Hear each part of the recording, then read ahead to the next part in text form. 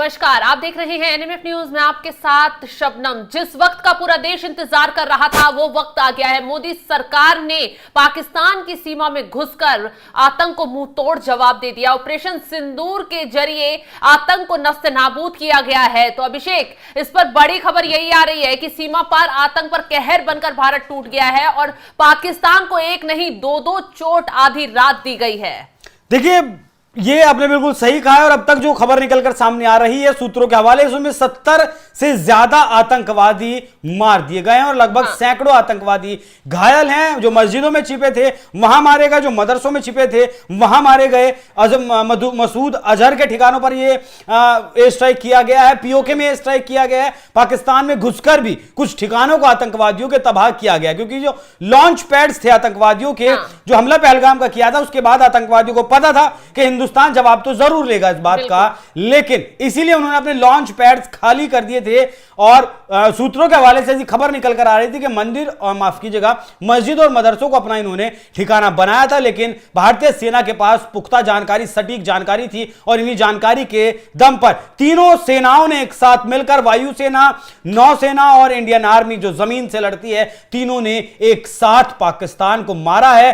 पूरी डिटेल्स सेना बताएगी सुबह 10 बजे कैसे कैसे किया है, लेकिन सूत्रों के हवाले से यह खबर है कि तीनों सेना इसमें शामिल थी। तीनों सेना अगर शामिल थी तो फिर लड़ाकू विमान से, फाइटर जेट से भी मिसाइल छोड़ी गई होंगी, जाहिर सी बात है, और मिसाइल छोड़ी गई होंगी नेवी के द्वारा भी, या फिर फाइटर जेट्स वहां से जो युद्धपोत से उनसे उड़कर अंदर आए थे। फिलहाल जितने भी भारत के एयरबेस हैं वो सब एक्टिव हैं, गड़गड़ा रहे हैं आसमान में। और फिलहाल जो उसके बाद खबर निकलकर सामने आई कि जिस तरीके से पहले एयर स्ट्राइक किया था, उसके बाद पाकिस्तान ने रिटेलिएशन किया था, जिसमें विंग कमांडर अभिनंदन ने MiG-21 से पाकिस्तान के F-16 को मार गिराया था। ठीक वैसे ही इस बार भी खबर यह है कि भारत का जो एयर डिफेंस सिस्टम है उसने 2 F-16 को मार गिराया है, जो हिंदुस्तान की तरफ आ रहे थे, क्योंकि भारत के जो फाइटर जेट्स गए थे पीओके में या फिर भारतीय सेना में जो थे, उस बात की हम जानकारी अभी पुख्ता तौर पर नहीं दे पाएंगे क्योंकि सेना की तरफ से भी कोई कॉन्फ्रेंस नहीं किया गया है। अच्छा, उसके बाद पाकिस्तान ने जो फाइटर जेट्स अपने भेजे वो F-16 भारतीय डिफेंस सिस्टम ने मार गिराए हैं। अब पाकिस्तान ये समझ ले कि हिंदुस्तान पहले वाला हिंदुस्तान नहीं रहा है और हिंदुस्तान अपनी जमीन पर एक भी मिसाइल गिरने नहीं देगा, क्योंकि भारत के पास, अगर मैं आपको शबनम बताऊं तो एयर डिफेंस सिस्टम से 5000 किलोमीटर तक दूर बैठे हुए दुश्मन को मार सकता है हमारा एयर डिफेंस सिस्टम। 80 किलोमीटर से 5000 किलोमीटर तक के सिस्टम, जो कोई भी आएगा, मिसाइल आएगी या कोई फाइटर जेट आएगा, उसे खत्म कर सकता है। 3 रेंज हमारे पास इसकी है। पहली है लॉन्ग रेंज इंटरसेप्शन, यानी Indian ballistic missile defence programme, मतलब ये भारत का स्वदेशी डिफेंस सिस्टम है। दूसरा इंटरमीडिएट इंटरसेप्शन, यानी S-400 ट्रिफ एयर डिफेंस सिस्टम, जो हमने रूस से खरीदा है। तीसरा है शॉर्ट रेंज इंटरसेप्शन, यानी आकाश एयर डिफेंस सिस्टम, और उसके जैसे बाकी ये भी स्वदेशी है। और चौथा है वेरी शॉर्ट रेंज इंटरसेप्शन, यानी मैन पैड्स और एंटी एयरक्राफ्ट गन्स, ये भी स्वदेशी है, ये भी हिंदुस्तान का बनाया हुआ है।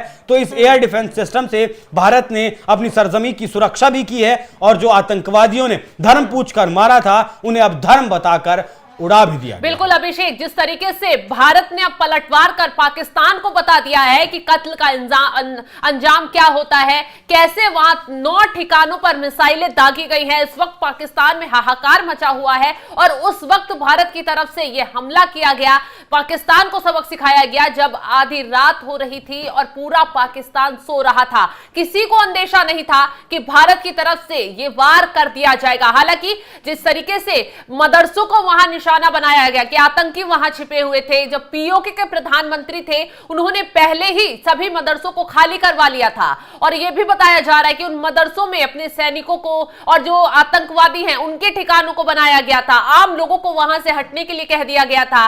अनवरुल हक ने बकायदा 2 दिन पहले यह ऐलान किया था कि भारत कोई बड़ा हमला कर सकता है और जो सभी लोग हैं वो यहां से हट जाएं, दवाइयां, खाना सब इकट्ठा करने। अब भारत ने बता दिया कि आप कुछ भी इकट्ठा कर लो, कितनी भी तैयारी कर लो, लेकिन किसी हाल में आतंक को बख्शा नहीं जाएगा। एक बात शबनम, अंत में एक बात जरूर कहना चाहूंगा कि आज 8 मई को भारत सरकार ने एडवाइजरी जारी की थी कि वो युद्धाभ्यास करेगा। उसकी लोकेशंस भी दी थी, लेकिन पाकिस्तान ये समझ नहीं पाया कि युद्धाभ्यास पाकिस्तान में और पीओके में जाकर भारतीय सेना करेगी। बिल्कुल अभिषेक, मॉक ड्रिल भी आज होनी थी। पूरे देश में अलर्ट था कि सायरन बजेगा, कैसे मॉक ड्रिल होनी है, क्या अगर कोई देश हमला कर देता है या फिर युद्ध की स्थिति आ जाती है तो कैसे आप लोगों को बचना है, ये पूरे देश को समझाया गया। मॉक ड्रिल का वक्त ही था, पूरा देश इस बात पर लगा था कि अभी अगर युद्ध हो जाता है तो उसको बचने के लिए उसकी तैयारी कैसे करनी है। सभी को ये उम्मीद थी कि अभी बदला नहीं लिया जा रहा है क्योंकि बैठ के चल रही थी। लेकिन ये प्रधानमंत्री मोदी और अमित शाह है जो जिनकी रणनीति राजनीतिक तो पुख्ता रही है,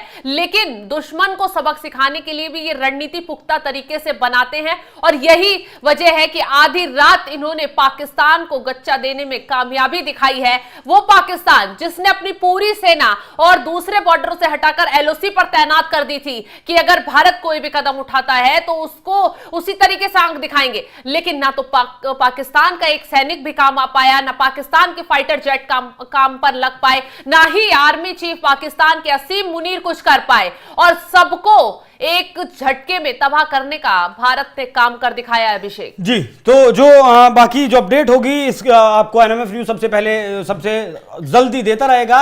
और आपको एक जाते जाते बात बता दूं कि प्रधानमंत्री नरेंद्र मोदी ने पूरी रात जाग कर खुद इस ऑपरेशन की मॉनिटरिंग की है। सूत्रों के हवाले से जो खबर है उसमें मिराज 2000 और सुखोई 30 ने ये इस एयर स्ट्राइक को अंजाम दिया है। मतलब पाकिस्तानियों, कुछ तो शर्म कर लो अब कि राफेल को तो उड़ाने की जरूरत ही नहीं पड़ी। जिस राफेल से तुम्हारी पतलून गीली थी, जिस राफेल की गड़गड़ाहट सुनकर तुम बेचैन थे, वो राफेल तो शायद इस्तेमाल भी नहीं किया गया। सुखोई और आपका मिराज ने काम तमाम कर दिया आतंकियों का। बाकी हम दोनों को दीजिए फिलहाल इजाजत। जो भी कुछ अपडेट इस मामले पर होगी वो एनएमएफ न्यूज आप तक सबसे पहले पहुंचाता रहेगा। नमस्कार।